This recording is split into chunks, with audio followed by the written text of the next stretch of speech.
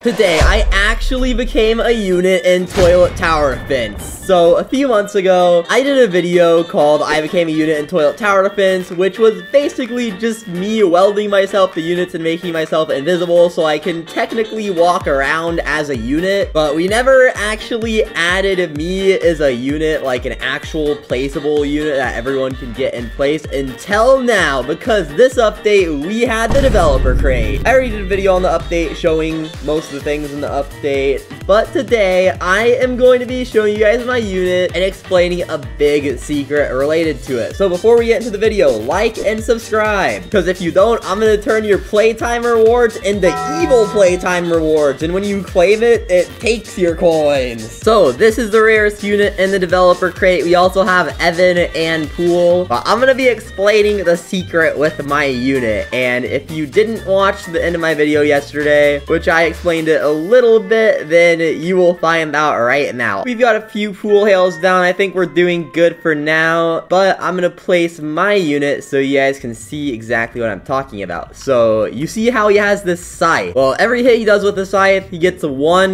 more on the rage bar, and once it fills up to 20, it attacks 2 times faster. So my unit is pretty good, especially when it gets to 20, but that is not it with the scythe. The scythe is also actually a very rare weapon in an upcoming game I have soon. But look at how cool the scythe looks, especially with those effects on it. But yeah, this scythe is going to be an upcoming weapon in a game I have coming soon. It is going to come out in 2024 December, and it is called Sword RNG. Most likely it'll be out in the beginning of December, but if it takes a little longer, maybe the middle of December, I'll have an exact release date in probably around a month. As you guys can tell from the name of it, Sword RNG, it's going to be an RNG game, and right now, if you want more updates on it, make sure you join the Discord server, discord.gg/swordrng, and the game is going to be linked in the description of this video. Favorite the game so that you don't miss it. I want to make one of the highest quality RNG games. I have a team with a bit of developers that make some really cool things, but this scythe is just one of the many cool swords. I'll leak some more swords later to you guys. Here's another sword you can see I posted to X a while ago when we started development around, and it also has the idle animation for it. You can see it's pretty cool. Let me full screen the video, but yeah, this is the Kraken sword. Has some eyes on the handle, and this video isn't exactly the best quality. It got compressed when I posted it to X. Those are just 2 of the really cool swords so far. There are a lot more, and I'll be showing you guys some more of the game as the time passes. But back to the title of this video. This video is about my unit in Toilet Tower Defense. So not only does he also do a really good amount of damage when you max him out, because he ends up having 100k DPS, plus with the allies health and DPS, my unit ends up doing 140,000 DPS in total. And also, you can stand on Evan's Robux hat spawn things. I finally upgraded my unit enough to where he can reach this back area. There is a buzzsaw mutant toilet that's about to come around. Come on, my unit needs to clutch up, and there we go. We got him at like the end of the range. I went back to lobby so I could play again and turn on 2 times speed, but now I'm gonna see how good Evan's AoE is. So I think honestly having Evan plus Telanthric, Evan is the AoE, and then mine is like the main DPS, is honestly a good strategy for Endless. He's supposed to have 10 stun blocks, by the way, not 1, but we're fixing that right now. Alright, we have maxed out Evan, so he does a total of 75,000 DPS, and I should start upgrading my unit. I have not upgraded him at all this round yet. I have maxed out my unit and Evan's unit, but there are a ton of toilets, so I'm going to place another Evan over here. Evan's Robux hats are really carrying right now. The only drawback of my unit is doesn't attack super fast. Also, I want to mention Sword RNG is going to have an entirely different developer team from Toilet Tower Defense, and right now on Toilet Tower Defense, I finish what I need to do like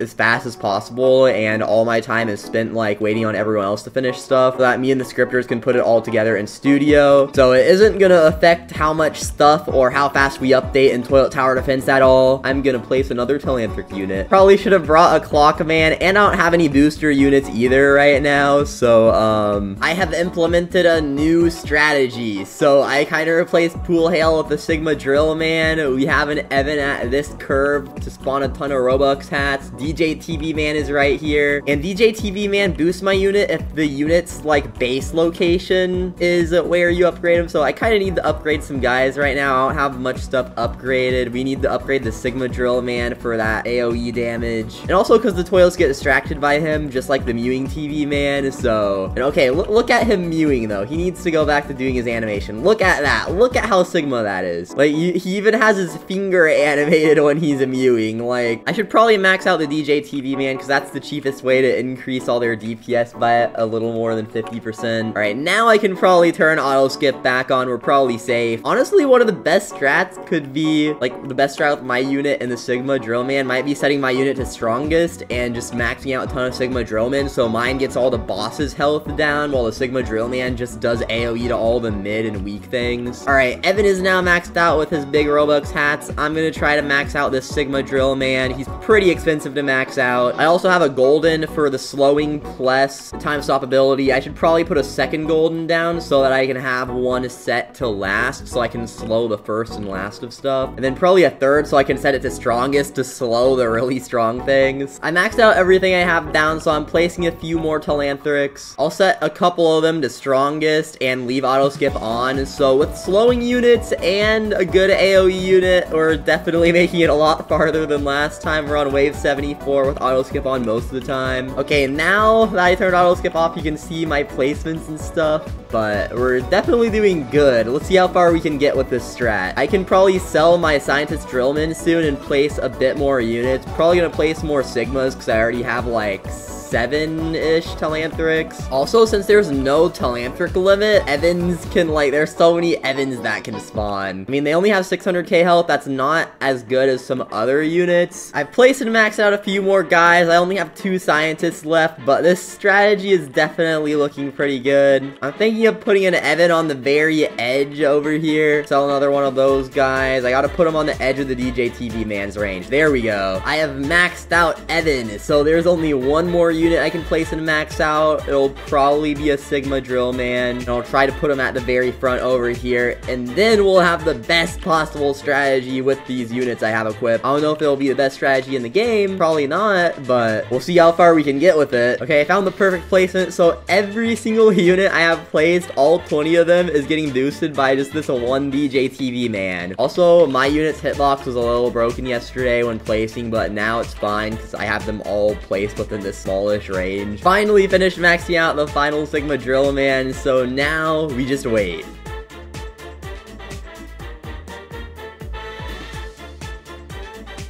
Okay, we made it to wave 113, so that's not that bad. Definitely not the farthest I've ever made it, but I kind of also forgot to use the time stop, but I don't think we probably would have made it past maybe 120 at max. That's gonna be it for the video. As always, like and subscribe. Thank you all for watching, and I'll see you all in the next video.